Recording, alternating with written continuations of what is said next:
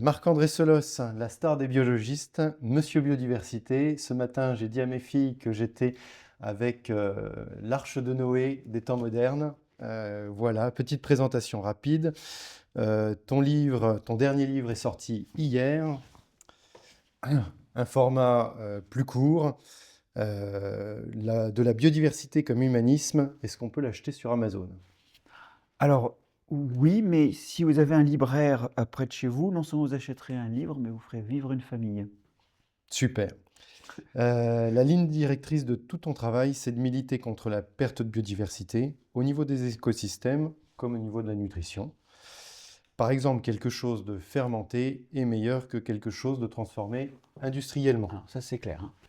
Par exemple, on va commencer par quelques petits jeux. Le premier, je vais te citer des personnalités, normalement que tu connais, et tu vas me dire si elles sont écolos ou si c'est de la com de bobo. Leonardo DiCaprio, avec son film Don't Look Upside, je ne sais plus, enfin, et d'autres actions évidemment, sa prise de part dans le champagne dont j'ai perdu le nom. Oh oui, alors Leonardo DiCaprio, bon, moi je ne veux pas juger les gens, mais je sais qu'il a un intérêt réel pour le vivant, et quand il vient à Paris, un des endroits où il va, c'est au Muséum d'histoire naturelle. Alors c'est un Formidable. indice, après, bon, on est tous pris dans la com. De bobo. Mais bon, écolo quand même. Hugo Clément, Donc Clément, il fait un bon boulot. Euh, on espère qu'il va continuer à parler avec les scientifiques aussi. très bien, petit message. Bill Gates, Ah, c'est compliqué. En fait, ça, j'en sais rien. Il y a eu des livres qui sont parus chez Actes Sud là-dessus qui m'inquiètent un petit peu sur l'univers idéal des Gates. Ouais. Emmanuel Macron, Alors, gros foirage. Il avait dit que son deuxième septennat serait écologique ou ne serait pas. Bah, il n'a pas été. très bien. Gaspard Koenig, Ah, c'est... Bon, moi, je l'adore. Mais je ne peux pas être honnête sur quelqu'un que j'aime autant. Mais ce que je vois, c'est qu'il fait un travail énorme parce qu'il réconcilie le littéraire et le vivant. Et il va au-devant de ces cassures sociologiques qu'on a qui nous empêchent que tous, on voit le vivant. Alors, Gaspard, à fond. non, bien, ok. Elon Musk, Bon, c'est ni l'un ni bon, l'autre. et on va parler de tous les junkies qu'on connaît. Il y a un vrai problème, je pense, là, de surcroyance en la technologie. C'est pas que la technologie soit mauvaise, mais c'est comme tout. Il faut voir la dose et envisager les aspects négatifs. Brigitte Bardot, Ben, c'est le premier pas, la sensibilité vers l'animal, c'est le premier pas vers la nature. Ça, on a apprécié. Après, c'est une personnalité complexe, donc on peut ne pas tout apprécier, on va dire.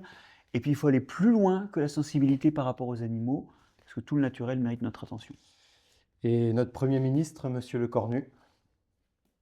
Oh, c'est un fétu dans une tourmente qui sans doute le dépasse. Et sur le plan écologique, par contre, il est l'homme du recul et du doute, oui, par les faits. Peut-être pas par la conviction, mais par les faits. Très bien. On va jouer à un autre jeu, le tu préfères. Alors, c'est pas forcément, le choix ne sera pas forcément évident. J'ai fait exprès de te Oui. coincer dans des situations qui peuvent être indélicates.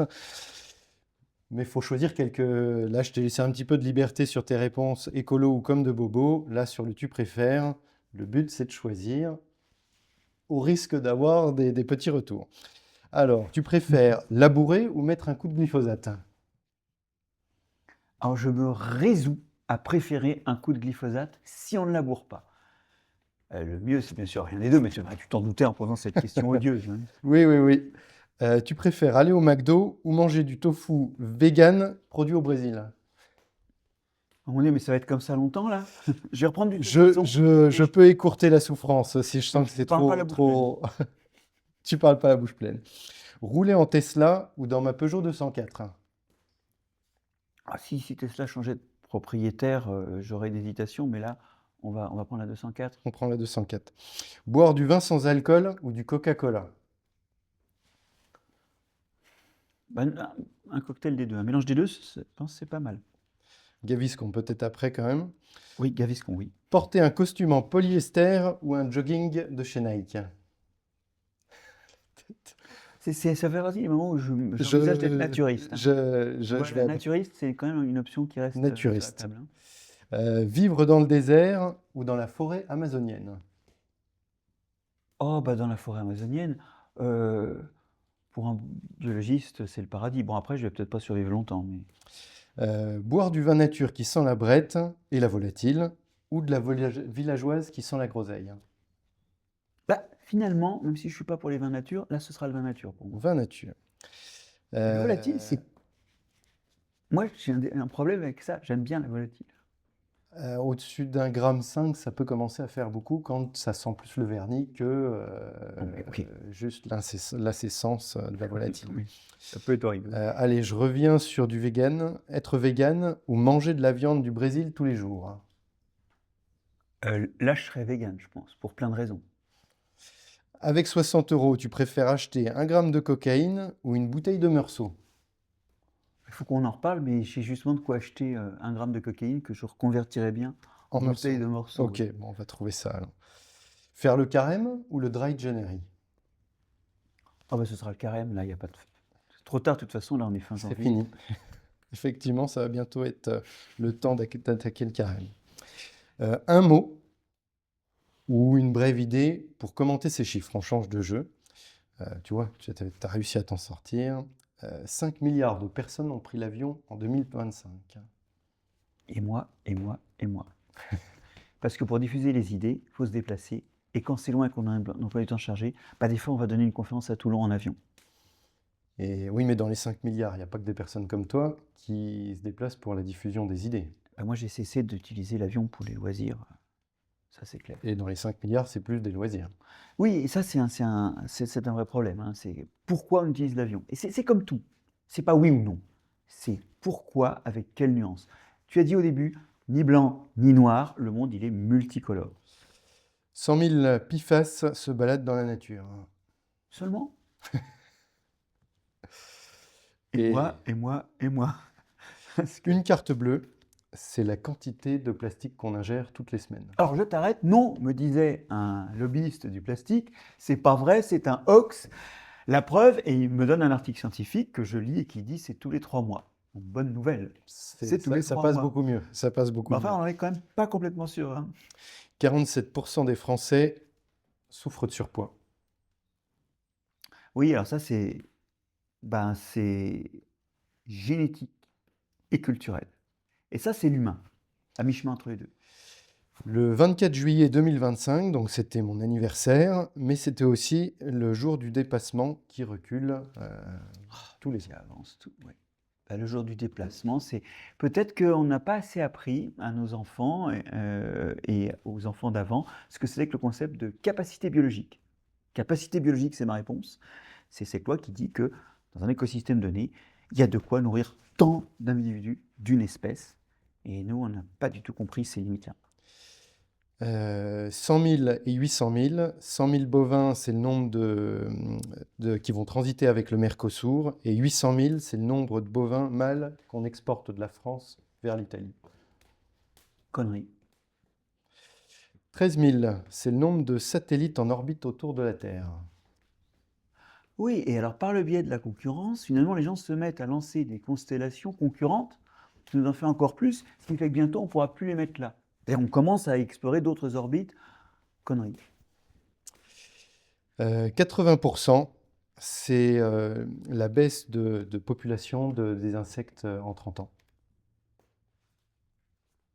Bah, je pourrais dire triste, mais c'est impactant pour nous. Impactant. Pollinisation, par exemple, qui disparaît et qui devient limitante dans 30 à 60% des écosystèmes agricoles. Un clin d'œil naturel à ton livre qui est sorti hier. 1%, c'est le temps de parole de nos élus lors des précédentes élections sur la biodiversité. Sans commentaire. Et 10%, c'est la part de marché des fromages au lait cru. Et j'ai un bon ami fromager, bourguignon, qui se demande même s'il va conserver cette part-là pour un pays qui se dit très riche en termes de fromage. Enfin, je te laisse Bah, ma réponse est 70% en Suisse. 70% en Suisse. Et donc après, la question, c'est quel est le grand pays fromager? On va rester chauvin. Petite question, selon toi, quelle est la plus grosse source de pollution sur l'environnement?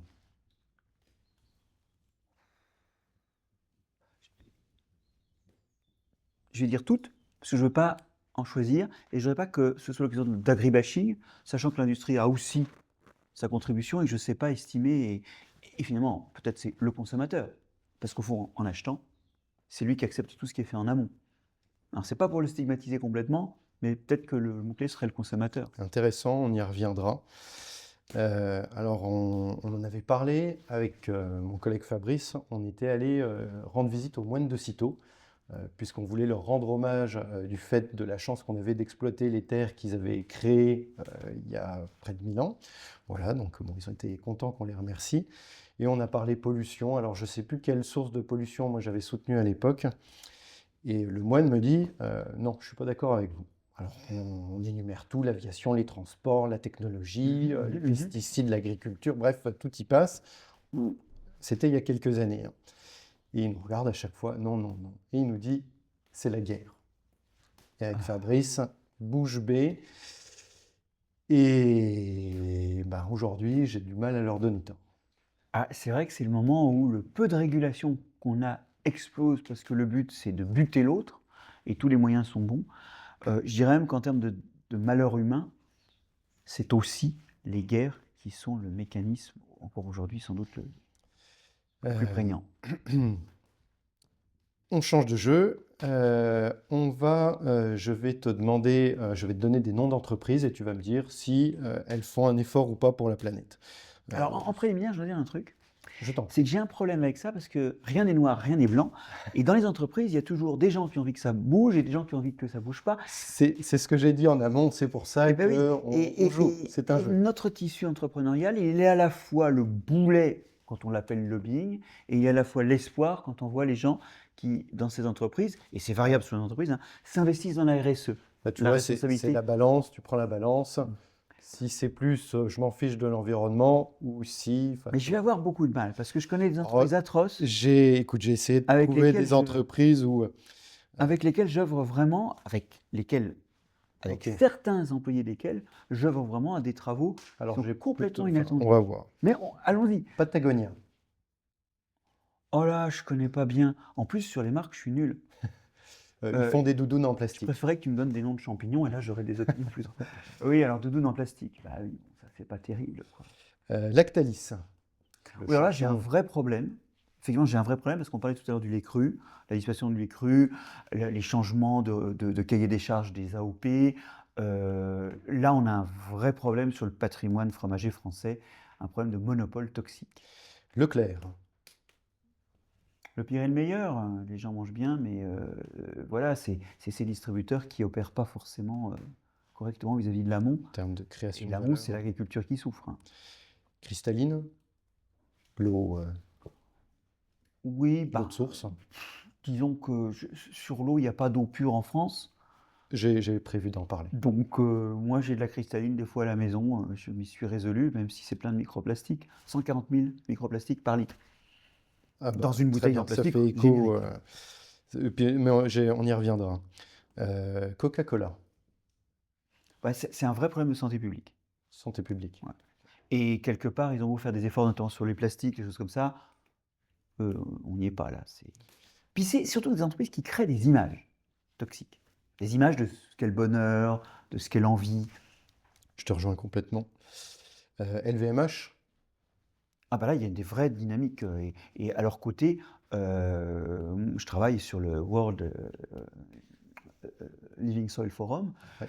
qui discrètement, justement, c'est pas du greenwashing, essaie de pousser les filières à respecter plus les sols. Alors, c'est un respect qui est un respect non labouré, parfois avec du glyphosate pour remplacer les aspects désherbants du labour. Mais oui, c'est une des entreprises où il y a de la RSE, justement. Ouais, non, et ils n'en parlent pas plus que ça, forcément, en plus. Pas de greenwashing. Ça, c'est un truc qui me gêne, moi, quand c'est propre, mais qu'on en parle trop. Monsanto. Ah ben là, on a vu. Alors ça, par contre, là, j'ai pas de problème à dire, c'est des terroristes. C'est des gens qui poursuivent des intérêts à court terme, puis qui disparaissent. Et donc, ils laissent des friches industrielles, c'est-à-dire des endroits pleins de toxines, comme nos organismes, et ils sont plus là pour payer les dégâts. Ils ont empêché les bénéfices, ils sont pas. Enfin, Non, et puis ils savent très bien ce qu'ils font, les Monsanto Papers le montrent bien. Oui, là, on est dans le domaine du criminel. Euh, donc je suis viticulteur et agriculteur, donc naturellement John Deere. Je passe un peu de temps sur mon tracteur, Moi, j'ai pas d'opinion, là, je les connais sur les pas assez tracteurs. bien, mais c'est vrai que bon, ils vendent des charrues, c'est peut-être pas ce dont nos sols ont le plus besoin. Gérard Bertrand, le champion de la biodynamie languedocienne. C'est compliqué, il fait des vins superbes, d'autres moins superbes. J'ai pas aimé ses vins oranges, mais il y a des rouges que j'adore. Et puis il véhicule une image de on peut être efficace économiquement en suivant des règles qui, on peut commenter le détail, mais qui sont des règles environnementales saines. Après, euh, moi j'aime bien la diversité des petits producteurs sur le marché. Et une marque de chaussures pour finir, Paraboot. Oh, mais tu parles à un Huron ou un paysan du Danube, selon les références que tu souhaites. Je sais même pas ce que c'est. Eh ben, écoute, je les ai au pied là. C'est des jolis cuirs, increvables, couture Goodyear. Enfin, c'est. Ah bah je te fais confiance. Tu vois, enfin on n'a pas les mêmes chaussures exactement. Non, toi, c'est un petit peu plus Mais j'ai mes citadin. chaussures Moi, de marche là-bas au fond. Un autre petit jeu. Quel est le qui t'a le plus marqué? Donc, quel est, et puis une petite anecdote très rapide. Quel est le bouquin qui t'a le plus marqué? La structure des révolutions scientifiques de Thomas Kuhn, qui m'a permis de prendre conscience de ce que c'était que l'activité scientifique et qu'on n'était pas dans le vrai, Ok. mais dans le plus probable, et que ça pouvait changer tout le temps quand les connaissances changeaient. Excuse-moi, j'ai pas la référence. C'est un écrivain qui a vécu à quelle époque? Ou Ben, c'est peut-être c'est 1950 par là, hein, c'est un physicien qui 1950. étudie un peu, enfin, qui Ok. propose des nouveaux modèles d'épistémologie. Et en fait, c'est l'idée que je caresse dans dans le dernier chapitre de Jamais seul. Alors voilà, j'y suis pas Mais encore. qu'est-ce que c'est que la science pour donner des leçons? Et Très il bien. explique en Ok. quoi c'est pas parfait, mais comment ça marche et comment finalement c'est assez rassurant. Le film qui t'a le plus marqué? Barry Lyndon Je te rejoins. avec la Euh, sarabande. bien sûr.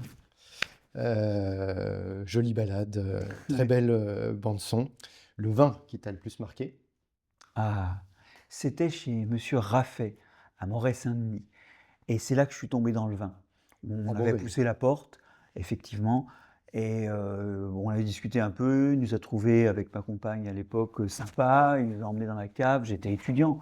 Il savait très bien qu'il ne nous vendrait rien. Il nous a fait une dégustation de tout ce qu'il y avait. Et moi, j'étais au bord des larmes. Sur le Clos Laroche. j'imagine. Clos Laroche. Ça, pour moi, en lettres de feu dans le Je souvenir. je t'ai plus prévu du pommard ou du Volnay Mais pour tout à ce l'heure. n'est pas grave. L'homme politique qui t'a le plus marqué? Puisque ceux de tout Ah à bah l'heure t'ont Mitterrand, informé. pour ma génération, Mitterrand, le clair-obscur mitterrandien, D'accord. Alors, les grandeurs et les turpitudes. ok, J'avais surtout vu les grandeurs d'abord, d'accord. mais c'est marquant. Ok. C'est une Euh, figure, et puis toutes les figures politiques sont clair-obscures d'ailleurs. l'actrice qui t'a le plus marqué? Soit par son physique, soit par Ah bah son c'est talent non, d'actrice. Fanny Ardant. Fanny Ardant. Ouais, ouais. Dans un film en particulier? Non, je ne saurais pas donner un Huit film, femmes? Moi, c'est mais comme ça, c'est 8 femmes qui me viennent en tête. oui. Non, elle était très bien là, mais c'est surtout, oui, c'est quel chic, quelle originalité, et puis c'est spontané, Tout à fait. pas construit. L'agronome qui t'a le plus marqué? Alors, bizarrement, j'en ai jamais connu, parce que moi j'ai fait des études de T'en as un en biologie, face de toi. oui, mais au début de ma carrière, et finalement maintenant dans les visages que je vois, j'aime bien Marc Dufumier. C'est sérieux, c'est solide. Et puis j'ai donné un tout jeune retraité de l'INRAE, Christian Huyghe, D'accord. qui a dirigé un département de l'INRA. Et là aussi, c'est des gens qui ont énormément de données dans la tête. Et quand ils te disent un truc, c'est pas juste l'humeur du moment. Mhm. Il y a des années de maturation. Mais c'est pas vraiment mon domaine, l'agronomie. Et donc, si tu veux, je suis pas sûr que mes références soient les plus pertinentes. À la base de l'agronomie, c'est de la vie plus il y a de vie, plus belle est l'agronomie. Plus beau le sera le sol. Donc, J'en suis pas loin. Je quand suis même. voisin immédiat de l'agronomie. Et l'architecte qui t'a le plus marqué? Ah, j'ai beaucoup été séduit, mais moi maintenant, par le néoclassicisme de Ricardo Bofill. mais je ne connais pas bien les noms d'architectes, d'accord? Et donc je ne sais pas répondre. Ah si, si, il y a un organiste, un architecte organicien viennois, bien sûr, Hundertwasser, avec cette idée de recycler les déchets humains pour faire des jardins. Mais ça, c'est... Voilà. Mais moi, j'aime bien ces constructions sans architecte précis comme nos cathédrales. D'accord, ok, très bien. Le sol Parce que là, on était sent un de plus le leurs... groupe. Il n'y a pas une personne qui dissimule le groupe. tout à fait, C'est une entreprise collective. absolument, j'aime beaucoup. Après ces petits jeux, on va évoquer différentes thématiques qui me tiennent à cœur et on va commencer avec l'agriculture. Tu m'avais dit qu'il n'était plus possible d'empoisonner les personnes qui nous font manger et celles qui consomment également. Mais alors, j'avais envie de te dire, mainmise des grands groupes sur les semences, la guerre des prix menée par les distributeurs, qui favorise forcément l'intensification des cultures, peu de diversification en termes de culture, de semences, engrais, pesticides pour compenser tout ça. Pourquoi nos politiques font rien? Sommes-nous condamnés à manger de l'intensif? Ou y a-t-il une lueur d'espoir de préserver nos paysans, sachant que voilà, je me revendique plus comme paysan. Est-ce que j'ai de l'espoir? Alors, tu as très bien défini l'écrabouillement de l'agriculture entre l'amont qui lui crée des besoins et lui amène des tas de béquilles coûteuses et l'aval qui prétend engranger les bénéfices au détriment des agriculteurs. Donc la misère, la guienne agricole, elle est réelle. On a quand même 20% des agriculteurs qui sont en dessous du seuil de pauvreté. Maintenant, quel est le problème au fond? Le problème, on peut essayer de désigner des lobbies, des groupes d'intérêt du doigt, mais le problème, c'est un problème de la société en général, notamment de l'acceptation qu'a le citoyen quand il achète un produit qui en fait est sous-tendu par cette construction de l'agriculture. Et je pense que le poids, il est réparti dans toute la société. Il y a à la fois des entreprises qui sont des lobbies, mais d'autres qui sont des solutions, où il y a des gens qui sont solutions, des citoyens qui sont passivement là en train d'entretenir le problème alors que d'autres se rebellent. Partout, il y a des solutions. Et donc, de même que la responsabilité est diffuse dans la société, l'espoir est diffus. Et en fait, la clarté n'est pas énorme, mais elle monte de partout. Et moi, je me bats pour cette idée que l'agriculture ne sert pas à produire de la nourriture. C'est faux. Ou plus ou moins, c'est en partie vrai. Mais c'est plus compliqué. Ça gère 50% du territoire, ça construit le paysage. Et nos paysages français, nos gloires patrimoniales françaises, qui sont des paysages bâtis par notre culture, bah, ça fait partie des fonctions agricoles. On les a perdus dans la Beauce, par exemple. Bon. Ça fait la qualité de l'eau, parce que l'eau, elle pleut sur le sol, donc elle pleut dans les exploitations agricoles. N'en dis pas de trop. Et puis ça fait aussi la santé par le biais des produits qu'on utilise ou qu'on n'utilise pas. Voilà. Donc on va en il parler faut aussi. vraiment qu'on se saisisse d'une vision globale de l'agriculture multifonctionnelle et qu'on paye pour ça, parce que l'agriculteur doit être rémunéré pour plus que la nourriture. Est-ce que du coup, il y a des lueurs d'espoir ou pas? Ou est-ce qu'on est résigné à manger Il y a que des des saloperies? Il y a des lueurs d'espoir techniques avec l'agroécologie, premièrement. Et deuxièmement, il y a des lueurs d'espoir parce que dans tout plein de compartiments de la société, il y a des gens qui ont envie que ça bouge, sauf qu'ils n'ont pas Quand tu opéré regardes leur les jonction. tendances, toujours plus de produits transformés, toujours moins cher toujours attirer les prix vers le bas, et toujours plus de surface pour de l'intensif, et les petits producteurs diminuent de plus en plus. Enfin, C'est les une lutte. tendances sont mauvaises. C'est une lutte. Et dans cette lutte, le côté négatif, c'est qu'effectivement, ceux qui entretiennent le système existant ont fait leur jonction, ne serait-ce que leur jonction en termes de circuit économique, et que ceux qui ont envie que ça change n'ont pas fait leur jonction. Les agriculteurs ont du mal à parler avec les médecins, qui ont du mal à parler avec des citoyens qui ont envie que ça bouge, avec des juristes qui comprennent qu'il faut que ça change, avec des économistes qui entrevoient les limites du système. Et tous ces gens sont dans leur coin, dans leur petite boîte. Il faut une coalescence de toutes ces forces, mais moi, j'ai l'occasion de les voir toutes. Et le fond de l'âme humaine n'est pas si noir. Une clarté règne partout. Le discours est souvent là, mais les faits, quand tu vas au supermarché, on en reparlera. Une question terroir. Comme on vient de le voir, standardisation des variétés, standardisation des modes de culture, standardisation des modes de transformation et de consommation. Le terroir, terme à la mode, est-ce qu'on peut encore en parler ou pas? Il y en a qui le défendent, il y a encore des produits qui l'incarnent, mais c'est de plus en plus des produits pour les riches. pourquoi il y aurait que les riches qui profiteraient de la diversité aromatique et des bénéfices différents sur la santé des différents terroirs français?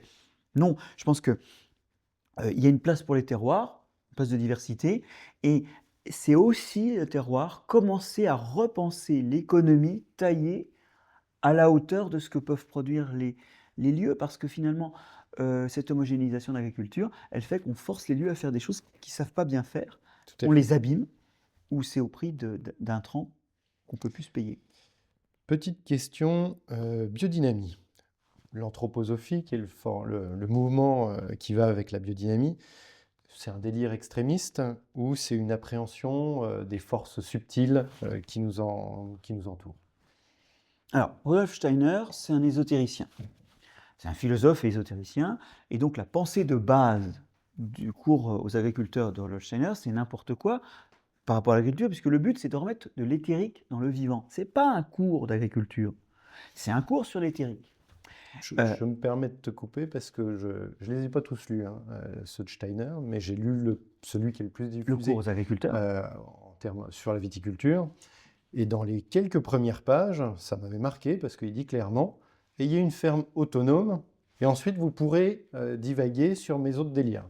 Il le dit peut-être pas tout à fait comme ça, mais c'est comme ça que je l'ai compris et je me suis dit, ouais, on en fait tout un monstre, mais au final, il dit clairement, avant de faire des bouses de cornes et des trucs, ayez déjà une ferme autonome, vertueuse. Alors, quand on lit le cours aux agriculteurs, il y a des choses, il y a des fragments qui sont effectivement qu'on pourrait écrire soi-même. Le problème, c'est que l'ensemble n'est pas raisonné dans une logique agricole, même si parfois, et alors ce que tu cites sur l'autonomie, effectivement, ça nous renvoie à polyculture élevage, des modèles dont on voudrait qu'ils soient plus présents, c'est pas aberrant. Après, il y a la biodynamie aujourd'hui, c'est très loin d'être ça. C'est des gens qui, très pragmatiquement, ont repris des choses de ça, mais ont atterri dans leur terroir. Et moi, je dis souvent que la force de la biodynamie, c'est les gens qui la portent, parce que ces gens-là, c'est des gens attentifs. Et d'ailleurs, en termes de viticulture, souvent, ils font des beaux vins parce qu'ils sont aussi attentifs à la cave. Donc moi, je respecte les gens qui font de la biodynamie, je dis qu'ils sont une solution. Je respecte aussi que dans biodynamie, il y a bio, et ça, c'est quand même moins impactant sur l'environnement. Je rappelle que la bio, c'est plus 30% d'espèces, et dans les espèces, plus 50% d'un individu par rapport au conventionnel. C'est énorme. Et puis pour la santé, ça a aussi un effet énorme, notamment en termes de cancer. Alors je reviens là-dessus, la biodynamie est une bio, donc c'est la deuxième chose qui est très positive. Maintenant, elle s'accompagne d'un certain nombre de gestes qui n'ont pas été explorés par la science et qui sont des gestes coûteux. Quand on passe par exemple faire l'épandage d'une préparation, ça coûte du temps, de l'énergie, ça écrase les sols. Et ce que moi j'appelle, c'est une analyse 21e siècle de toutes ces pratiques pour voir celles qui ont vraiment un effet. Et notamment, je suis témoin, moi, d'un débat scientifique fort. Il y a des équipes qui, comme nous, par exemple, en Champagne, ne trouvent pas de différence quant au sol et à la microbiologie de la plante entre la biodynamie et la bio. Et puis, il y en a d'autres, comme Gissenheim, l'école de Gissenheim, il y a des universitaires là-bas qui produisent des travaux où ils voient des différences. Ouais. Et en fait, ce qui se passe, c'est que c'est sans doute en fait des différences de terroir étudiées.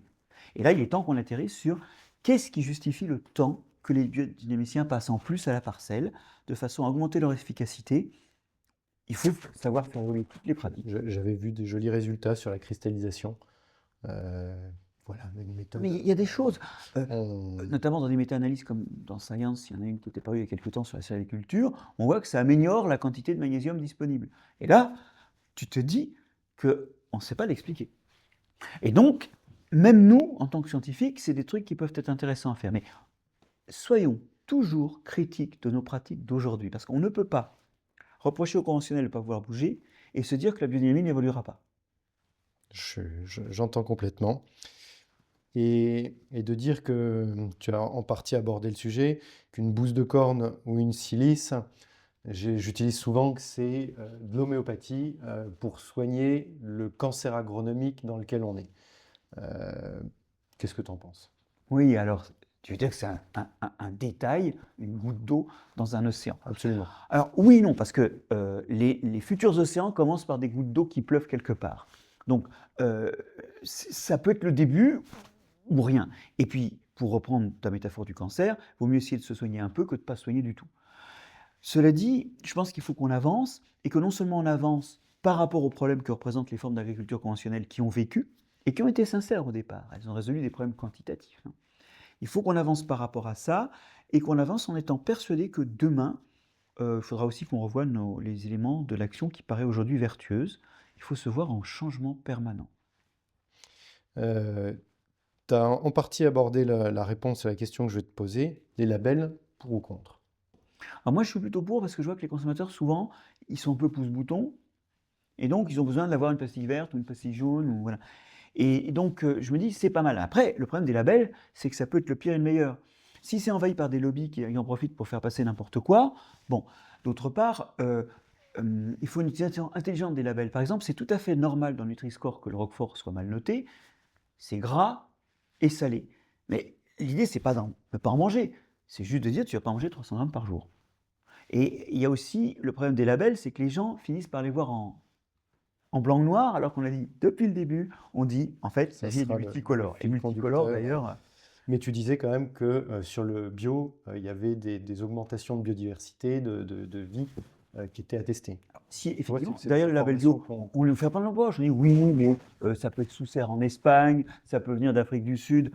Ok, mais effectivement, on sait que le bio, c'est plus 30% d'espèces dans les agrosystèmes, avec plus 50% d'individus par espèce, donc c'est quelque chose qui est reconnu pour être bon. Et puis on a des études qui montrent que sur le cancer, on a des tas d'impacts positifs. On a des études dans le Pays de Galles qui montrent moins 20% de lymphome chez les femmes, des études en France qui montrent moins 25% de cancer, dont moins 70% de ce fameux lymphome.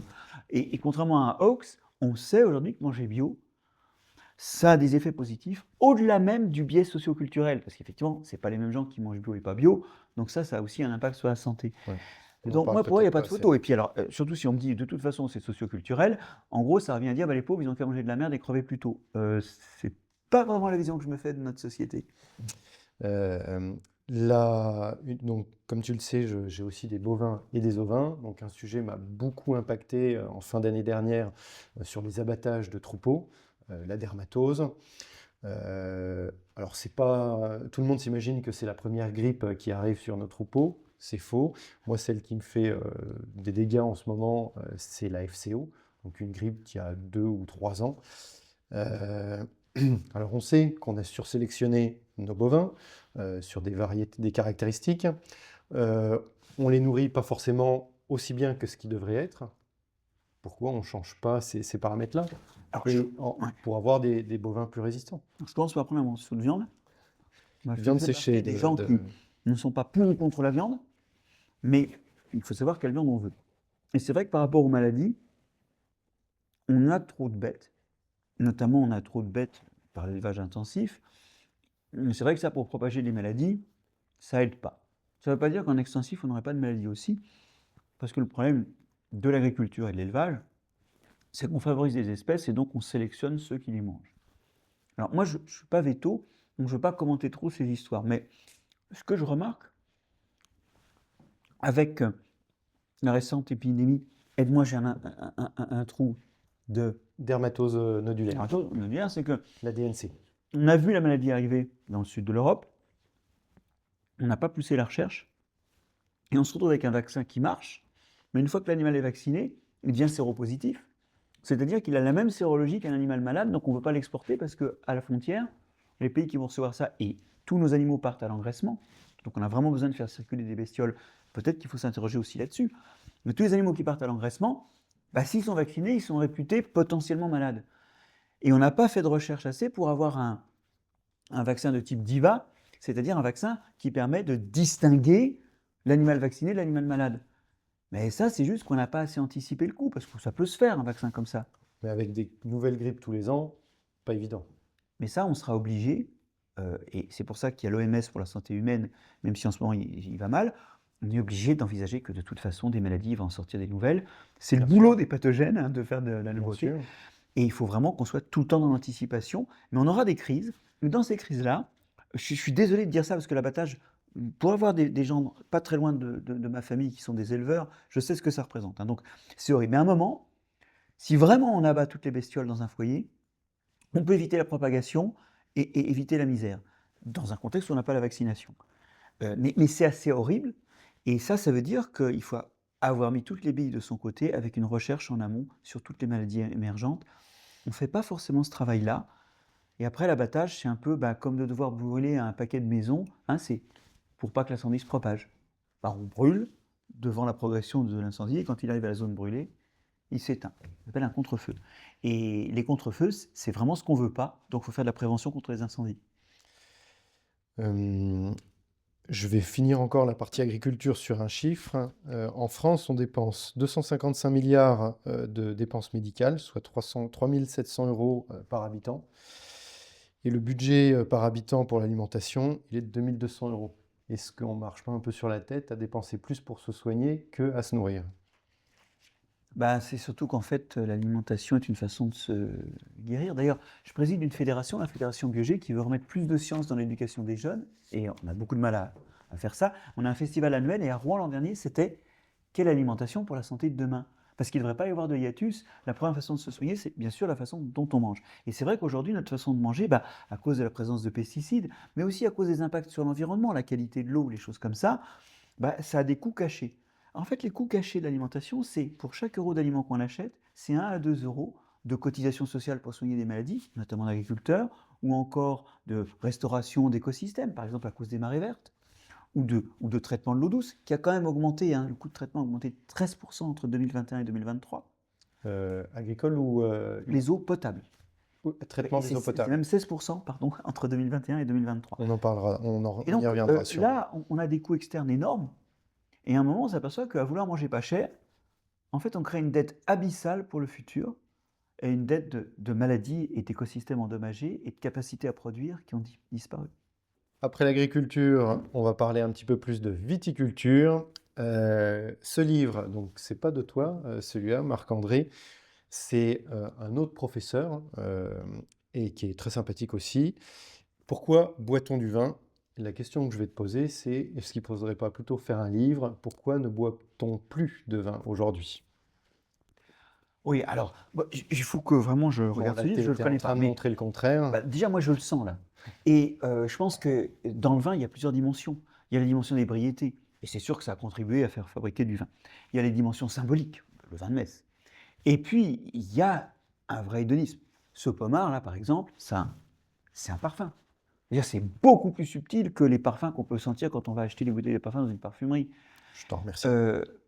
Et ben, je pense aussi au toucher en bouche. Il est pas mal non plus de ce point de vue-là, hein. C'est ces espèces de caresses qu'on a en bouche qu'on n'a pas avec l'eau.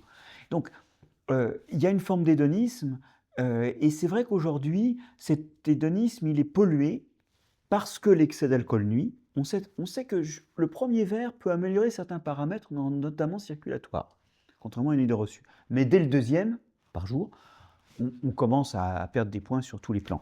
À 12% d'alcool, 13% d'alcool.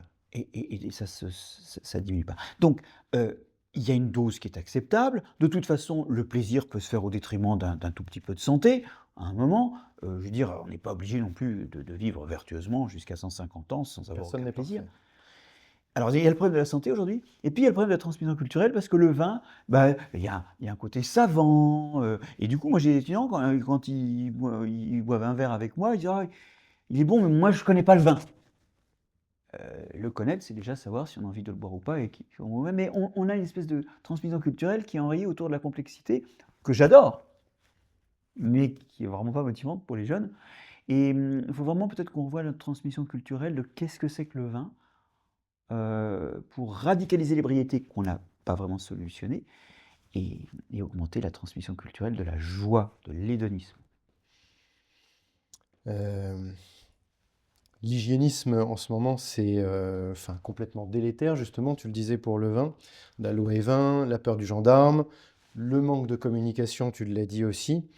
Euh, Qu'est-ce qu'on peut faire pour renverser cette balance, pour que les jeunes, parce que tu disais que les jeunes ne s'intéressent pas au vin parce qu'ils ne connaissent pas, mais s'ils connaissent le Red Bull, alors pourtant du Red Bull Vodka, mais ils ne connaissent pas la vodka non plus, et pourtant ils en consomment bien.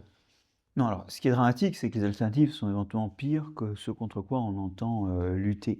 Je pense que ici, bon, on parlait aussi des fromages au lait cru par ailleurs, avec des interdictions qui vont un petit peu loin. C'est vrai que notre hygiénisme, il est excessif, il nous a sauvé des maladies, mais maintenant on est allé trop loin dans le non microbien. Ouais. Et on voit très bien que notre microbiote s'érode et que c'est une des grandes portes d'entrée des grandes maladies de la modernité, hein. Dans mon dernier bouquin, là, Alors, sur la biodiversité comme un humanisme, j'utilise beaucoup l'exemple du microbiote pour dire à quel point c'est un des endroits où l'érosion de biodiversité nous a le plus abîmés en termes de santé publique, en étant l'une l'un des facteurs qui ouvre la porte vers diabète, obésité, syndrome autistique, allergie, asthme. Oui, on va même dans Nature et préjugés, tu en Oui, parles largement. et ça se soigne relativement facilement avec une alimentation un peu plus végétale et surtout plus diversifiée. On arrive à faire des choses magnifiques. Un peu plus végétale, ça n'empêche pas de manger un peu de viande, mais il faut réinviter les fruits et les légumes dans notre alimentation. Et pourquoi il n'y a pas un nutritionniste dans chaque supermarché? Et pourquoi le pain n'est pas toujours aux céréales complètes? Ben, je Bon, te pose la question. là, il y a des fibres. Ben, Alors que il y a dans un des pain tout fibres, blanc, il y a il n'y en des a pas. bonnes farines, il y a des Franchement, champs qui sont cultivés sainement. Euh, donc Alcool voilà, et ni sport. blanc ni noir, retrouver une vie plus multicolore.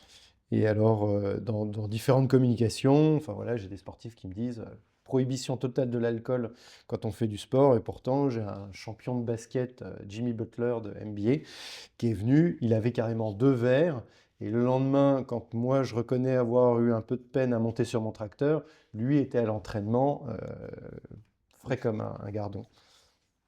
Bon, alors cela dit, il faut se limiter de tout excès et notamment l'excès de vin avec l'excès de farniente, ça ne va pas.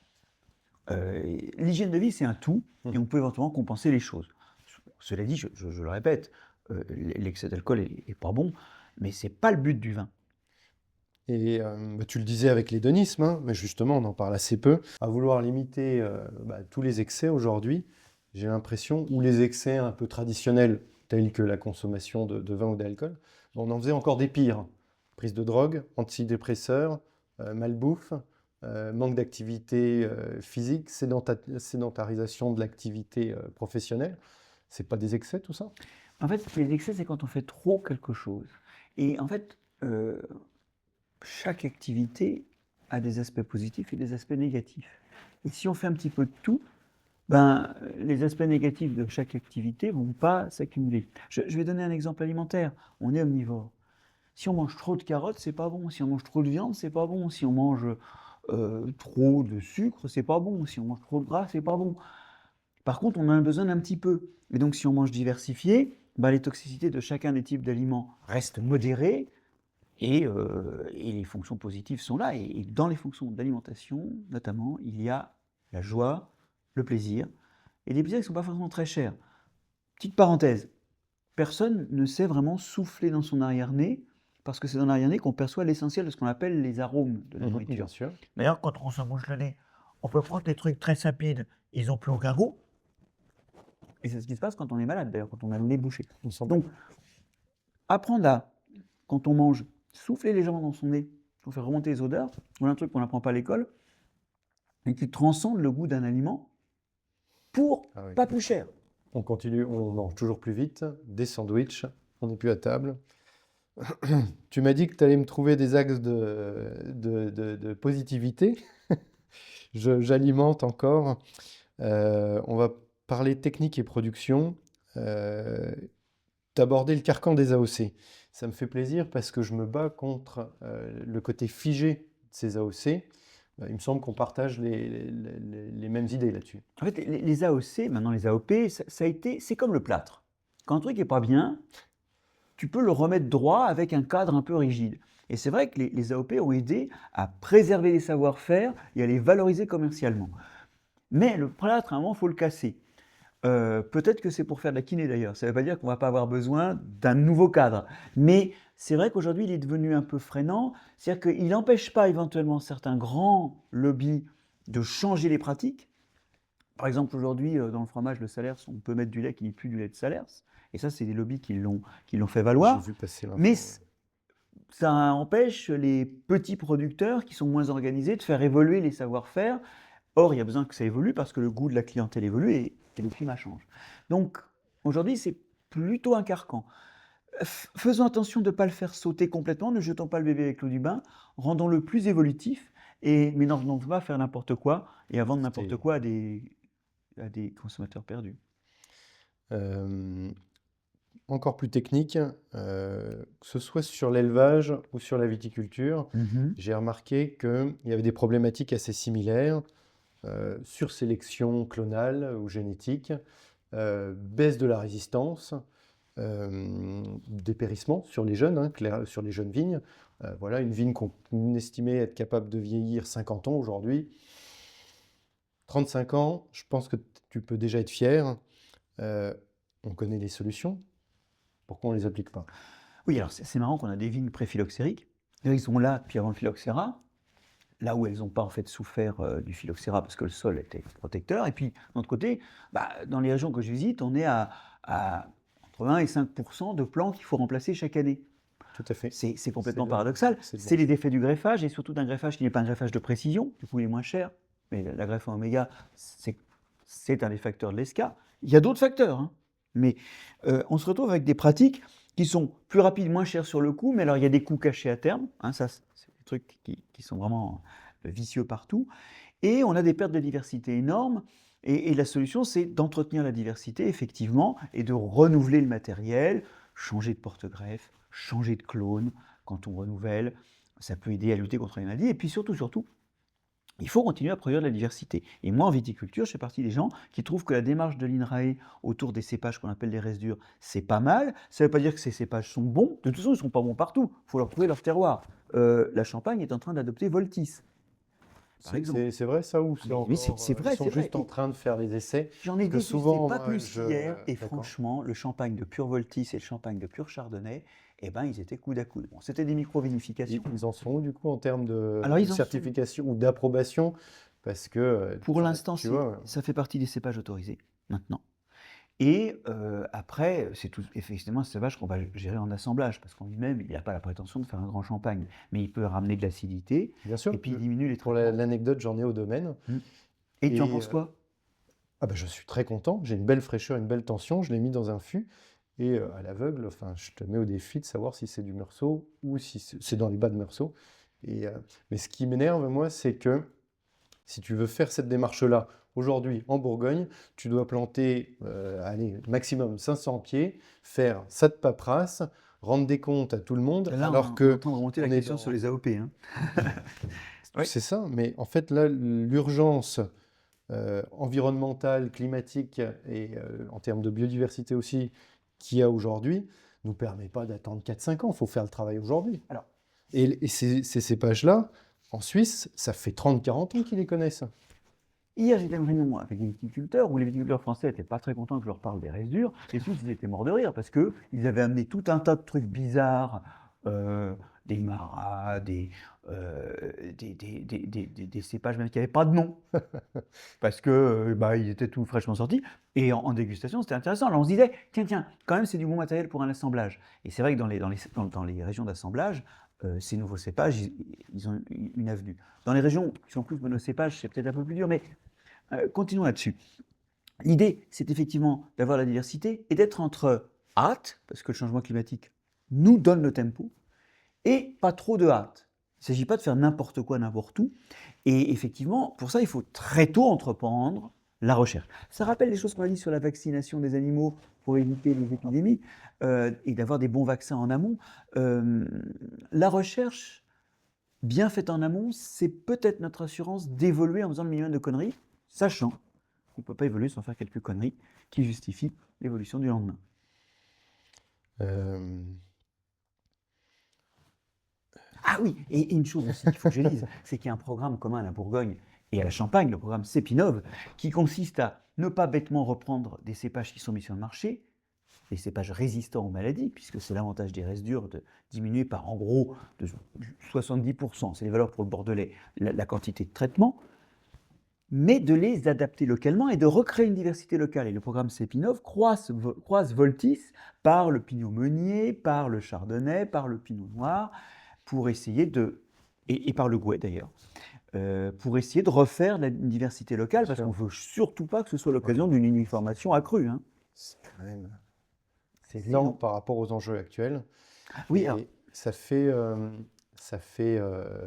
plusieurs fois là que tu amènes toujours la science comme solution.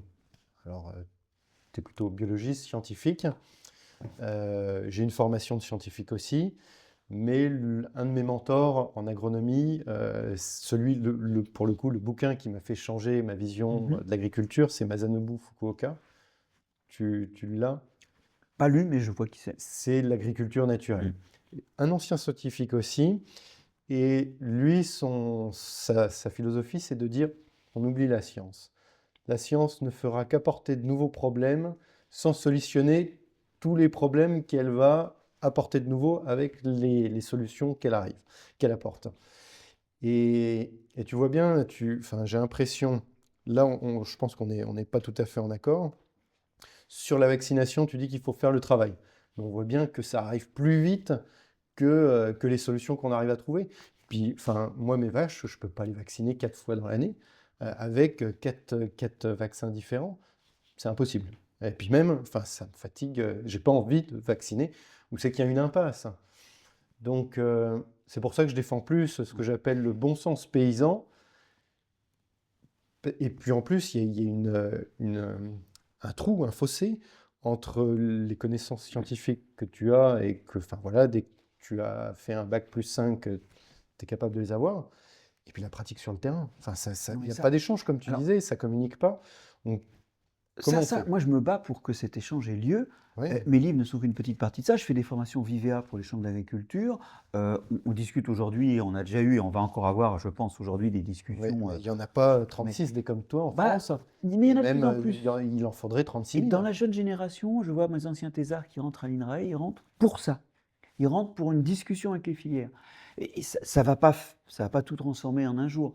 Mais je pense qu'on a besoin déjà d'avoir plus de dialogue parce qu'on fustigeait plutôt dans cette discussion une société cloisonnée. Il faut notamment qu'on décloisonne là. Maintenant, il y a autre chose. Et je pense qu'en fait, on est d'accord sur un point au fond. Euh, Pas de science ou de la science. La vraie question, c'est pas tellement ça. La question, c'est on a une croyance naïve dans la technologie et dans la chimie, Mhm. peut-être excessive, et on n'a jamais pensé que le vivant, et les sciences qui créent de la compréhension du vivant, pouvaient être un outil. Quand on parle de Ok, lutte biologique, aujourd'hui, je comprends les la gens subtilité. ont un sourire en disant « c'est sympa, c'est mignon ». Mais quand on parle d'un insecticide, là, chimique, là, les gens disent bah, ça va être efficace. Je pense qu'on a culturellement du mal à croire que les sciences du vivant peuvent être un outil. Et quelque On a part, beaucoup le moins bon de sens, budget aussi, hein. C'est oui. beaucoup moins la science du vivant et on est dans la culture du CID, du destructeur. Mais Donc, c'est culturel. je comprends Et le ton bon approche, sens hein. paysan, en fait, Faudrait il y a à remettre la fois de du la budget. connerie des fois, et puis une meilleure compréhension de ce que c'est que le vivant. Et derrière le bon sens paysan se cache pas une panacée, mais une meilleure prise en compte des propriétés du vivant. Et c'est ça que Bien sûr. culturellement, nous, on a du mal à faire. C'est pourtant le programme de l'agroécologie. Et Dieu sait qu'à l'INRAE, il y a des gens qui sincèrement se battent pour ça. Et le budget a été augmenté pour la recherche sur le vivant Le budget de la recherche, quand Barnier est arrivé, il a retiré 500 millions d'euros pour son budget de l'année. Il n'a pas marché. Et quand finalement c'est passé avec notre ami Palois, on avait encore perdu 400 millions d'euros. Donc l'idée, 1 c'est milliard, qu'aujourd'hui, enfin 900 au millions. total, c'est 1 milliard qu'on a perdu. Et aujourd'hui, on est vraiment en train d'acheter un billet de 3e classe parce que moi, j'enseigne et je vais des fois dans une université chinoise à Kunming. Et je vois comment ça se passe en Chine. Et là, ils mettent un pognon de dingue sur la table parce qu'ils savent très bien que la recherche, ça fait en fait l'industrie 30 ans plus tard. D'ailleurs, c'est une des raisons du rattrapage chinois. J'aimerais rappeler aux Européens que quand l'Allemagne unit des petites principautés d'importance géopolitique tout à fait secondaire, leur plan pour devenir une puissance européenne, c'est de mettre un pognon de dingue sur l'université et la recherche. Et effectivement, en 14, ils peuvent tenir tête à des grands pays historiques qui ont réalisé leur armée, leur industrie, leur technologie bien avant. Bah oui, 30 ans plus tard, ce que tu as mis dans la recherche, c'est ta puissance. Et nous avons acheté le billet pour l'impuissance. Et alors, on critique Trump qui a supprimé tous les scientifiques et tout, mais finalement, en France, on n'est pas forcément Ah si ben, loin que ça, hein. il s'est tiré une balle dans le pied, mais nous, je crois qu'on est déjà en train de se donner des coups de canif dans les pieds depuis un bout de temps. Je comprends mieux du coup ta réponse au sujet de Monsieur Macron en préambule. Marc-André, on est reparti après viticulture, agriculture, un sujet qui est directement lié aux deux, le sujet de l'eau. À ton avis, en France, quand est-ce qu'on aura un désert, si ce n'est pas peut-être déjà le cas? Oui, parce qu'autour de Carcassonne, là, on a vécu 2 années quasi sans pluie, qui ont été tragiques. En dessous de Après, 300 mm? oui, je crois que c'est ça, on était autour de 200, enfin c'était catastrophique. Bon là c'est revenu, mais il y a beaucoup de choses qui ont péri, et notamment il y a même de la vigne qui a péri. Alors, je pense qu'on ne risque pas le désert sur tout le territoire, mais on risque des climats beaucoup plus désertiques par endroit ou beaucoup plus secs par endroit. Et le chiffre à retenir, c'est pour 2050, 10% de précipitations estivales en moins, mais, et c'est ça qui est diabolique, autant ou plus de précipitations sur l'année, ce qui veut dire des inondations. Et pour ça, il faut vraiment avoir des sols en bon état, très vivants, parce que c'est la vie qui fait des trous dans les sols, plein de matière organique, parce que la matière organique stabilise les trous, nourrit la vie du sol et retient par elle-même l'eau, beaucoup de matière organique, beaucoup de vie, pour avoir des sols très poreux, en plus des sols pas labourés, parce que c'est pour éviter les compactions profondes. Et ces sols-là, ils pourront boire l'eau quand il pleut beaucoup et limiter les inondations, et surtout faire des stocks énormes pour les périodes sèches. La gestion des sols, de nouveau, l'agriculture est une solution. Une solution, tout simplement. Écoute, là, tu réponds, tu réponds. Je voulais justement enchaîner parce que Oui. dans l'imaginaire collectif, on s'imagine plutôt que la pluie vient du nuage, mais le nuage, comment il se forme? Du sol. Et donc, en fait, c'est ce que je voulais Le expliquer nuage à est nos atteint. auditeurs, c'est que pour avoir de la pluie, il faut un bon sol. C'est exactement ce Le que tu as nuage dit. est atteint d'incontinence. C'est-à-dire que régulièrement, il perd son eau. Les sols, eux, ils sont capables de retenir l'eau C'est ça. et de la redonner à la végétation. Mais surtout, quand on a des sols qui retiennent l'eau et qui permettent à des plantes d'évaporer, qu'est-ce qu'elle devient, cette eau évaporée? Elle redevient des nuages. Ça, c'est le concept d'eau verte. Cette eau qui vient de l'évaporation et qui reprécipite. Donc, avoir de la végétation, ça donne des précipitations en aval dans le flux d'air, d'ouest en est chez nous. Et chez nous, en France, en moyenne, 70% de l'eau de pluie qui tombe est de l'eau qui vient de l'évaporation des végétaux. Bien sûr, ouais. Parce qu'on est proche de l'océan, certes, mais l'évaporation appelle la nuit. Donc le nuage, non seulement il est incontinent, son eau tombe régulièrement, mais en plus, il est enfant des sols. Complètement. Et alors, j'ai travaillé sur des organisations qui permettent de précipiter, notamment pour la grêle, enfin, de précipiter Oui. les chutes de pluie pour pas avoir la grêle. Il me semble que les Chinois ont organisé ces diffusions de iodure d'argent c'est le iodure d'argent qui est Oui, utilisé, qui provoque mais la formation des pour leur de pluie. agriculture. Est-ce qu'on peut imaginer que l'homme va s'approprier l'eau des nuages Bah, ou on est sur un délire qu'on n'ose pas imaginer? c'est de nouveau une croyance un peu naïve en la chimie et la technologie pour nous sauver. À un moment, il faut commencer par le vivant, et commencer par le vivant, c'est planter des forêts, planter des arbres, agroécologie, version agroforesterie ou haie, et effectivement créer les circonstances de limiter l'impact des changements climatiques par ces gestes-là. Après, quand on met de la chimie dans l'atmosphère pour faire des gouttes d'eau, ça retombe avec les gouttes d'eau. Et puis, il faut savoir aussi que ça va cacher des conflits parce que l'eau circule dans l'air et il y a des fleuves atmosphériques. Et on sait très bien qu'il y a déjà des conflits entre l'amont et l'aval sur les fleuves physiques. Mais si on commence à pouvoir traire l'atmosphère et faire des pluies, alors là, il va y avoir des conflits entre pays sur la gestion de l'atmosphère. On a vu tout à l'heure que le vin, c'était pas forcément le produit le plus à la mode, mais dans l'eau, dis-moi si je me trompe, on a du chlore, on a des traces d'hormones, on a des traces de plastique, même dans la cristalline. Il vaut mieux boire un verre de vin ou un verre d'eau? On a des chlorures de vinyle liées aux tuyaux en PVC dans certaines installations. On a des résidus de pesticides, effectivement, qu'on enlève comme on peut, mais ça nous coûte de plus en plus cher et on n'arrive pas à tout Tu enlever. disais le chiffre pour Alors, nettoyer? entre 2021 et 2023, c'est plus 16% le coût de dépollution de l'eau. Et en 16. fait, on n'est toujours pas parfait parce qu'en fait, on découvre souvent des pollutions qu'on ne connaissait pas et qui nécessitent de nouveaux gestes. Il faut savoir que sur les 800 molécules connues pour pouvoir polluer l'eau, selon les régions de France, il y en a entre 15 et 600 qui sont mesurées. Donc ça veut dire qu'il y en a même qu'on connaît et qu'on ne mesure pas parce qu'on se dit qu'il n'y a pas trop de risques, mais enfin, bon. On a un vrai problème avec la qualité de l'eau, et quelque part, c'est à la fois un problème industriel, pensons au PFAS, et un problème agricole. Donc il n'y a pas d'agribashing ou de stigmatisation de l'agriculture là en particulier, il n'y a que globalement toutes nos habitudes de production et de consommation finalement reposent sur quelque chose qui sabote l'eau, et de là la santé. Alors, quand on parle de ces problématiques, surtout sur l'agriculture, le premier réflexe, ça va être de faire des barrages, de faire des grandes bassines pour se dire, je fais des réserves. Alors c'est le sens de la loi du plomb, dont une des dispositions est de faciliter l'implantation des bassines. Mais ça, c'est con. Mais non, mais c'est vraiment con. Je te remercie, Parce ça que- fait du bien d'entendre quelqu'un qui se... Mais oui, alors parce que d'un côté, les gens qui sont contre les bassines négligent qu'il y a des régions où l'hydrographie se prête aux bassines.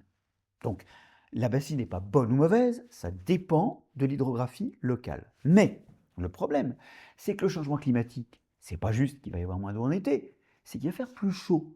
Donc on a des cultures qui, même arrosées, elles vont crever. Et donc, ce qu'il faut, c'est plutôt que de creuser des trous comme des cons, c'est les autruches qui font ça.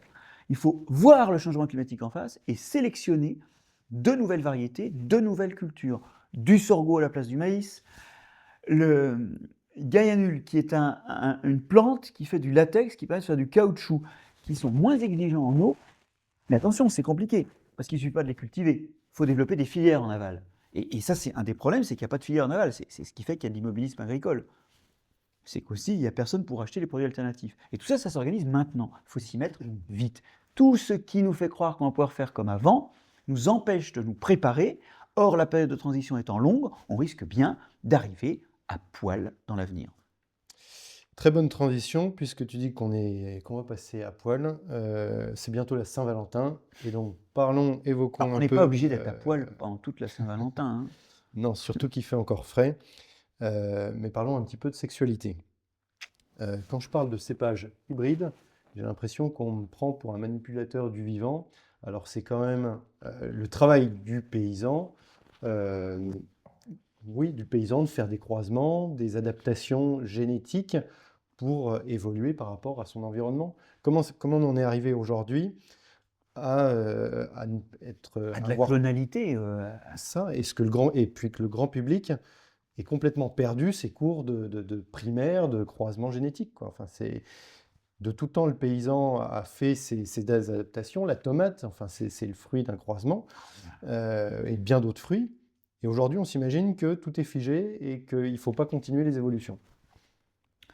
Alors, la clonalité, le cépage qu'on greffe ou la patate qu'on multiplie en clivant un tubercule pour ressemer plein de patates identiques, c'est génial parce que le produit ne change pas, donc on sait ce qu'il va être et on a toujours les mêmes qualités technologiques ou alimentaires. D'un côté, c'est bien. De l'autre côté, pendant ce temps-là, les parasites s'adaptent. Et donc, ils sont de plus en plus adaptés, de plus en plus difficiles à extirper. En plus, ils s'adaptent aux pesticides, donc il faut mettre plus de pesticides. Le fait de renouveler le matériel, c'est déjà échapper aux maladies. Et ça, c'est important parce que beaucoup de biologistes se sont posé la question de savoir pourquoi on fait autant de sexualité. Je m'explique. Quand un individu est adapté à un environnement, s'il fait des descendants qui sont identiques, ben, ils sont adaptés.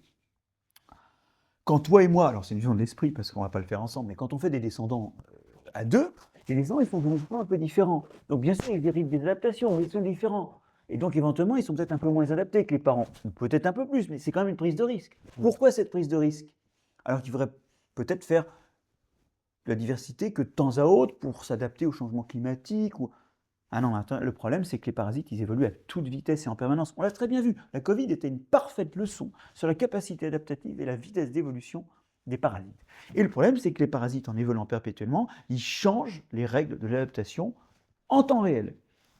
Donc, la fréquence de la sexualité dans le monde vivant, le fait qu'à chaque génération, on fait des descendants sexués, ça s'explique biologiquement par la nécessité d'offrir des nouveautés, des nouvelles parades aux maladies. Et ça, c'est un truc qu'on n'a pas forcément assez en agriculture où, on est sur de la clonalité ou dans un champ des trucs complètement génétiquement homogènes, et deux, on est sur très peu de diversité C'est génétique. ce qu'on disait tout à l'heure. Donc ça se change facilement. Il y a des années 90, il y a eu de l'INRAE des méthodes notamment de faire des semences élites très performantes avec les mêmes dates de maturité, de mélanger des lignées différentes.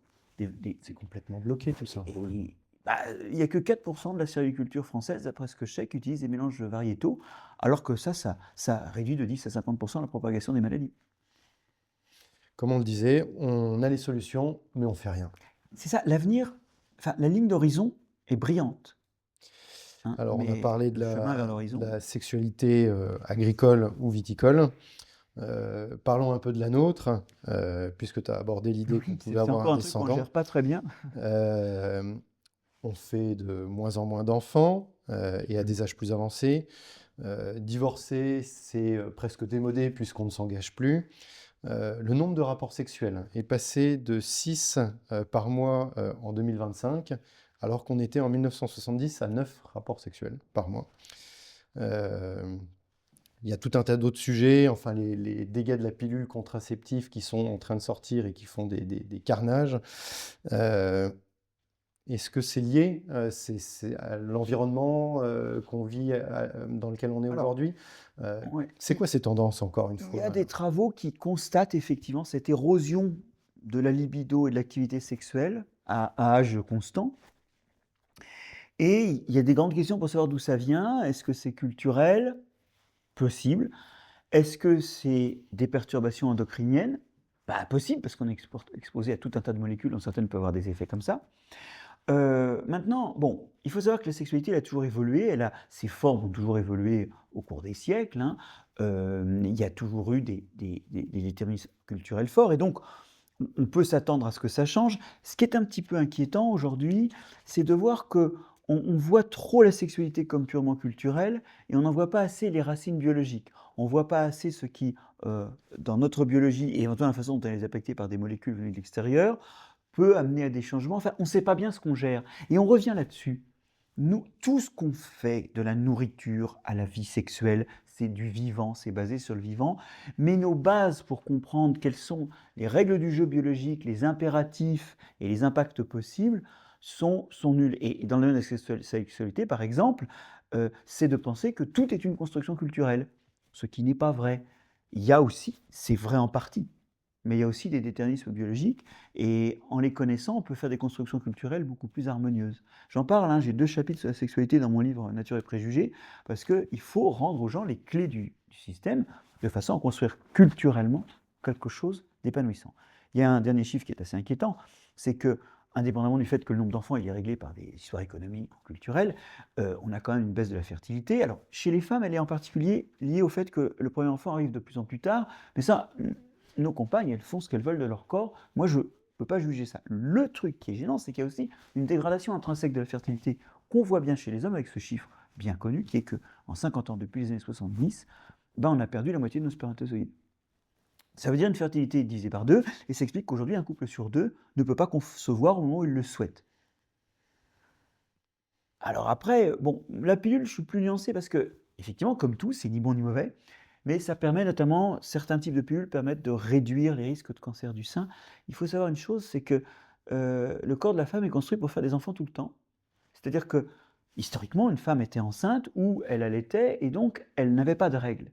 À chaque fois qu'on a un cycle menstruel, on a des multiplications de cellules dans l'utérus et à chaque multiplication, un risque de cancer. Historiquement, une femme avait entre 2 et 300 cycles dans sa vie, d'autant plus que les femmes vivaient moins vieilles, parce qu'elles avaient des enfants tout le temps. Et donc, c'était moins cancérigène. Aujourd'hui, le fait de ne pas avoir d'enfants, et donc d'avoir plus fréquemment des règles, c'est un des facteurs qui accroît le risque des cancers de l'utérus ou des cancers du sein, parce qu'il y a aussi des multiplications cellulaires dans la poitrine lors des cycles menstruels. Et donc, avec certaines pilules, on peut endiguer ce rythme en diminuant la fréquence des menstruations. Mais, évidemment, on va se retrouver avec des résidus d'hormones dans les urines, et puis les effets secondaires, parce qu'effectivement, on passe sur un mode hormonal qui n'est pas le mode hormonal habituel. Je pense qu'il y a là une matière à affinage, et cet affinage, il faut qu'ils comprennent d'où nous venons biologiquement, et ce que nous pouvons tolérer biologiquement. Moi, je suis préparé à ce qu'il y ait de l'évolution culturelle là-dessus. Très intéressant. Et puis, un peu inattendu, le coût des cancers du sein comme le résultat du fait que nos femmes ne sont pas obligées de faire des enfants tous les temps. C'est intéressant d'avoir ta vision de scientifique. Et après, moi, j'ai toujours le réflexe de dire à chaque fois qu'on apporte quelque chose de nouveau, on apporte aussi de nouveaux problèmes. Tu le disais. Ah, mais moi, je Et suis d'accord. c'est surtout qu'il y a, enfin, entre ce que tu dis, qui est passionnant, que je comprends très bien, et qui a une réalité scientifique, ok. Mais comment tu expliques ça à 95% de la population? Il y a souvent des décalages. Et enfin, ouais. Il faut en parler ensemble. Il y a une espèce d'utopie scientifique qui ne peut pas être appliquée à monsieur et madame tout le monde. Oui, mais moi je pense que les gens sont moins cons que ça, parce que souvent on dit: «Oui, ils peuvent pas comprendre». Alors du coup, effectivement, on leur explique pas, ils ne comprennent pas. J'entends par contre bien ce que tu dis et je cite souvent cette phrase de Lévi-Strauss où il dit que, le progrès d'aujourd'hui a largement pour fonction de résoudre les problèmes créés par le progrès d'hier. Mais ça, c'est inévitable. Ça veut dire que même culturellement, nous sommes toujours en évolution et qu'il faut être vigilant et surtout pas croire au panacée et comprendre que rien n'est blanc, rien n'est noir. La vie est multicolore, mais ni blanc ni noir. Pour finir, une petite thématique plus générale et actuelle. Première question, alors je ne sais pas si c'est actuel. Est-ce que tu es croyant Ah ou non, pratiquant, ou moi les je deux? suis agnostique. Dans une famille, il y avait des gens croyants et des gens qui ne croyaient pas. En fait, j'ai jamais eu la nécessité d'imaginer autre chose que les causes qu'explore la science. En revanche, je fais partie de ceux, et Laudato Si, par exemple, l'encyclique du précédent pape est assez éloquente de ce point de vue-là. Il y a tout un tas de corpus philosophiques dans la dimension chrétienne, catholique en particulier, qui font partie de mon fond culturel et que je reconnais pour riche et heuristique. Mais pour moi, les cieux sont vides. Intéressant. Mais justement, il y a un Français sur deux qui est non-croyant, et qu'au final, quand on croit en rien, et peut-être même pas en la science, c'est pas autre chose qui va prendre la place. Oui, mais croire en la science, c'est avoir confiance en la science. Et croire en Dieu, c'est plutôt croire en l'existence de quelque chose. Et moi, ma rationalité euh, ne me dit, ne me permet pas de dire qu'une chose n'existe pas. Là, c'est important. Mais par contre, elle me permet d'approcher la nécessité de concevoir une cause ou un fait ou un objet par des raisons rationnelles. Et aujourd'hui, je n'ai pas eu besoin de convoquer une présence divine autour de moi. Alors, je comprends bien ta position. Après, la Et bien, alors nature, je dois te dire, bien qu'ayant reçu une éducation catholique. euh, la nature, le vivant, la diversité, c'est quand même présent dans, comme tu disais, dans de nombreuses religions. Est-ce que aujourd'hui, le fait qu'on se désintéresse un peu de la religion n'est pas une autre cause du souci de perte de biodiversité dont on est victime aujourd'hui? Alors, ce qui est certain, c'est que dans l'évolution des mentalités actuelles, ça va de pair. C'est pas nécessairement que l'un soit la cause de l'autre, mais on est effectivement dans une perte du sentiment, bah, des valeurs philosophiques, des valeurs morales, d'une façon générale, hein, et notamment des valeurs de la nature. Tout ça va ensemble. Après, cause, conséquence ou conséquence d'une évolution culturelle hein, qui est indépendante de tout ça et dont tout ça est la conséquence, c'est difficile à dire. Mais c'est vrai que ça fait partie du syndrome de la modernité. Ça, on est d'accord. Le politique qui va défendre le plus la biodiversité, on a dit que les actuels n'étaient pas forcément les meilleurs, mais est-ce qu'il y en a un qui soutient toutes les causes dont on vient de parler? Alors, c'est compliqué parce qu'à l'échelle nationale, on a l'impression que la logique environnementale a été capturée par certains partis qui l'incarnent vraiment, mais en fait, donne l'impression que cette logique de l'environnement est liée à certaines idéologies. Ensuite, quand on regarde les hommes un par un, moi j'ai publié avec Maxime Mathieu, qui est, je crois, candidat LR dans une équipe au municipal de Tours, je crois. On s'est rencontrés et on n'a pas du tout le même discours politique, on n'a pas le même bord politique, mais on avait la même vision de l'environnement. On a fait une tribune ensemble pour dire bah, la nature c'est le patrimoine. Si on aime le patrimoine, on défend la nature. C'est-à-dire qu'on a pris des mots de droite pour incarner des valeurs qui aujourd'hui sont plutôt des valeurs utilisées par la gauche. Moi je pense que l'écologie n'est pas de droite et de gauche et je le vois bien sur le terrain. Parce que je suis invité par des communautés de communes ou des élus ou des maires à venir faire des conférences sur l'environnement, l'agroécologie, cela. Puis quand je leur demande qui ils sont, moi, je m'aperçois que j'ai tous les chiquiers politiques, mais vraiment tous les chiquiers Ouais, politiques. ouais. Et ça veut dire qu'une politique pragmatique, quelle que soit la philosophie politique qu'elle incarne, elle passe par l'environnement. On est d'accord. Oui, on est d'accord, on aimerait que tout le monde le mette en œuvre. Bon, est-ce que tu fais tes courses en supermarché? Est-ce que ça t'arrive? Alors, des fois, je vais acheter quelques yaourts à la bourre en supermarché, c'est vrai, et puis quelques produits d'entretien. C'est surtout pour ces produits-là, en fait, que je vais au supermarché. Moi, je vais au marché à Paris, marché du cours de Vincennes, où j'ai d'excellents fournisseurs, pas forcément plus cher que ça. Et puis, j'ai des producteurs aussi. Donc, en fait, j'ai un peu de circuit court. Ça, j'aime bien parce que ça permet que la valeur retourne à l'agriculture. Alors, le circuit court, c'est vraiment quelque chose que je défends. Et j'ai été assez énervé quand j'ai lu dans les Échos Annie Genevard qui disait que le problème, la crise écologique qu'on traversait aujourd'hui, c'était avant tout la responsabilité du consommateur. Alors moi, je ne suis pas du tout d'accord avec elle, puisque un consommateur dans un supermarché, quand tu lui mets un yaourt un peu plus cher, plus écologique, un yaourt moins cher, eh bien, c'est Jean-Marc Jancovici qui défendait cette idée-là. Le consommateur, et on est tous coupables, va prendre le yaourt moins Évidemment, cher parce que évidemment. c'est un réflexe cognitif qu'on a tous en nous, parce qu'on a crevé la dalle pendant de nombreuses années, Oui, puis c'est et pas quand nous, forcément la joie encore, hein. on va, tout à fait, et on va avoir le réflexe de vouloir avoir toujours plus pour moins. Comment ça se fait que le ministre de l'Agriculture puisse tenir des propos en accusant un consommateur? Est-ce qu'elle ferait pas mieux, elle, de se prendre en main? Oui, bah alors, elle devrait, parce que finalement, elle appartient, elle faisait là un colloque d'ailleurs avec le sénateur Duplon au Sénat le 2 février, hein, sur bientôt la fin. Après, on dit que les écolos manipulent la peur. Elle appartient à ces gens qui croient qu'on va aller dans l'avenir en faisant comme le passé. C'est comme si moi, pour marcher, je regardais derrière moi. Bah ça, c'est un truc pour se casser la gueule à coup sûr. Donc, elle appartient pas du tout aux gens qui portent les solutions, parce qu'elle appartient aux gens qui veulent entretenir, qui veulent imaginer l'avenir à la hauteur du passé. C'est Rousseau qui disait que les ignorants n'envisagent les possibles à partir de ce qui existe. Et c'est clair que c'est pas comme ça qu'on va sur la Lune, c'est pas comme ça qu'on invente l'agriculture des années 50, d'ailleurs. Même l'agriculture dont on souffre aujourd'hui, elle a été inventée par des gens qui savaient imaginer autre chose que l'existant. Alors, sur le consommateur, juste une chose, c'est vrai que le consommateur avalise, mais ce qu'il faut comprendre, c'est que le prix, il est fait de plein de choses, il est fait de subventions. La PAC, par exemple, c'est une subvention, ça coûte 100 € à chaque Français par an en moyenne, hein. Et ce qu'il faut, c'est avoir des flux de subventions qui permettent de corriger ces écarts de prix de façon à rendre plus appétant en termes de prix, parce que le pouvoir d'achat est un vrai problème, les fins de mois sont un vrai problème, rendre plus appétant, ce qui est plus satisfaisant pour l'environnement, sachant qu'on va économiser sur ces fameux 1 à 2 € par euro de nourriture achetée, d'externalités négatives pour la santé, pour l'environnement. Parce qu'on paye à terme les pots cassés aussi. Donc à terme, c'est plus cher Ça l'agriculture fait des conventionnelle. années qu'on le dit. Sujet technologie, on en a vraiment parlé un tout petit peu. On entend beaucoup parler que l'intelligence artificielle va aider au reverdissement des pays développés.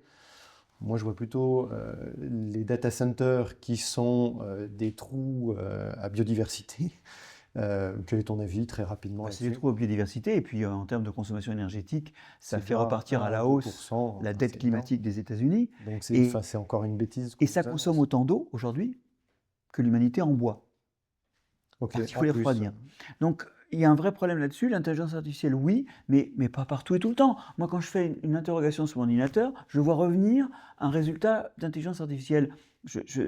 On doit pouvoir, je peux pas, je suis pas arrivé à le décliquer. Donc c'est une solution, mais là encore, de la, on veut des cocktails, des mélanges de solutions, et pas une seule solution imposée à tous et à tout moment. Euh, alors, j'ai mis la cravate aujourd'hui. Toi, normalement, tu l'es toujours. Les Désolé. meilleures règles en toutes leurs exceptions. Très rapidement, la fast fashion. Bon bah, c'est évidemment toxique environnementalement, c'est toxique pour la santé parce que souvent c'est des fibres synthétiques, et ça, les fibres synthétiques, ça fait des microplastiques, c'est les meilleures sources dans notre environnement de Contamination, pollution. contamination, et donc à terme de perturbateurs endocriniens. Donc fast fashion, bah, c'est juste l'excès d'un système qui n'a pas compris que c'est la nature qui détermine l'économie et pas l'inverse. Un sujet qui est très clivant, juste avant de conclure. Mon accoutrement peut laisser le faire penser, mon amour pour la nature également. Ça m'arrive de chasser en famille, en amis. Est-ce que si je t'invite à une partie de chasse, tu te joins à moi ou tu Alors, m'attends à la cabane pour l'apéritif? j'irai, je ne sais pas si je prendrai un fusil, Est-ce que peut-être tu as ton j'essaierai, permis peut-être? mais Parce que si tu j'ai n'as pas pas de mon permis, permis. ça va être compliqué. Ah oui, tu es très regardant alors. Mais je dirais que la chasse, il y a 2 types de chasse. C'est pas qu'il y a 2 chasseurs. Oui, oui, on va pas la refaire. Mais la chasse au gros, là, on a un besoin, et d'ailleurs la forêt française souffre de ça, de régulation des gros animaux. Après, la chasse aux plus petits animaux, là, il y a parfois des problèmes de prélèvement et donc un problème de régulation de la quantité chassée. Pour moi, la chasse, c'est ni bon ni mauvais, c'est comme l'élevage, c'est comme le labour, c'est comme les pesticides. La question, c'est lesquels, quelle dose, comment.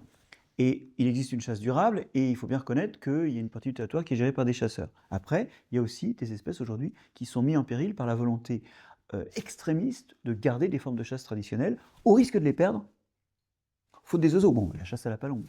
L'idée, c'est d'avoir une chasse adaptée, une chasse qui soit un des outils de la gestion écologique. Et elle a sa place, et je reviens là-dessus, sur le gros gibier, elle a sa place, et peut-être elle ne l'occupe même pas assez, parce qu'on a des gros problèmes en foresterie aujourd'hui de prolifération des cervidés, ou en agriculture de prolifération des sangliers. La question, c'est comment? Comme souvent, comme toujours. Et donc, pour la partie de chasse, ok, ce sera une de mes premières, ce sera ma deuxième, Ok. mais pourquoi pas? Et ben après le déjeuner, on ira faire un petit tour. Voilà. Bon voilà, c'est l'heure de la conclusion. On a évoqué différentes problématiques. Honnêtement, je trouve qu'il est assez difficile pour moi au quotidien de rendre mon projet appréciable par tous. Quand j'ai commencé, mon idée c'était de permettre aux Français de manger mieux, de boire mieux. Et je me rends compte qu'aujourd'hui, ben, c'est pas possible.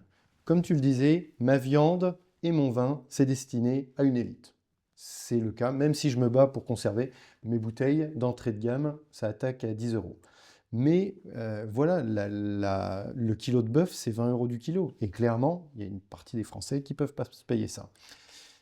Donc j'aimerais bien, en conclusion, qu'on arrive à élargir que le combat pour le vivant et la biodiversité, c'est quelque chose qui concerne tout le monde et comment le faire. Et deuxième axe de conclusion, est-ce que, comme Dostoïevski le disait, la beauté pourra sauver le monde? Alors, sur l'alimentation, de toute façon, on l'a dit, on va payer plus cher plus tard en coût de santé publique ou en coût environnemental, en restauration environnementale. Mais c'est déjà le cas, Donc, il ne se passe rien. mais il ne se passe rien. Mais le truc, c'est de se dire, il faut qu'on investisse et il faut qu'on fasse en sorte qu'il y ait une sorte de sécurité sociale alimentaire, c'est-à-dire que tout le monde puisse manger pour un prix honnête. Et des bons produits. Et des produits bons pour la santé, et puis bons pour l'environnement, et bons pour l'avenir. Maintenant, une chose importante, par là-dessus, ça existe déjà. À Strasbourg, par exemple, il y a l'ordonnance verte. Quand une femme tombe enceinte, elle a des bons pour manger bio et local. Et plus des cours du soir pour savoir comment préparer des aliments plutôt végétaux. Donc ça existe et ça ne coûtera pas plus cher à terme. Je vais peut-être aller m'installer vigneron en Alsace. Alors, Mais moi, je suis pour qu'on paye l'agriculture et notamment qu'on lui reconnaisse toutes ses fonctions extra-alimentaires de santé et de qualité de l'environnement. Maintenant, des fois, je suis un peu triste parce que je vois qu'on n'en prend pas le chemin et c'est vrai que c'est la transition sociale qui est problématique, plus que les outils qu'on a sur la table.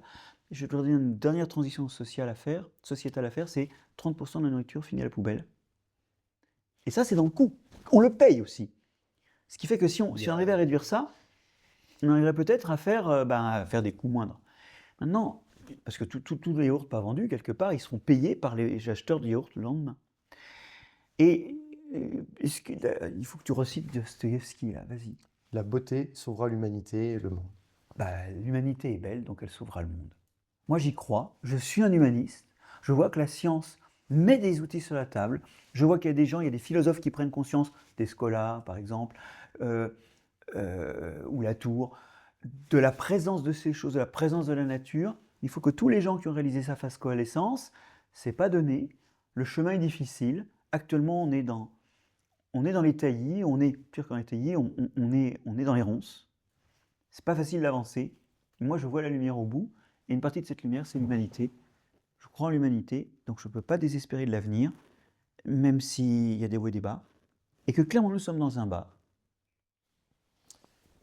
Ce sera le mot de la fin. Nous sommes sur un bas et on va essayer de travailler pour avoir du haut. Alors, santé, merci beaucoup Marc-André. On n'est pas loin du haut là.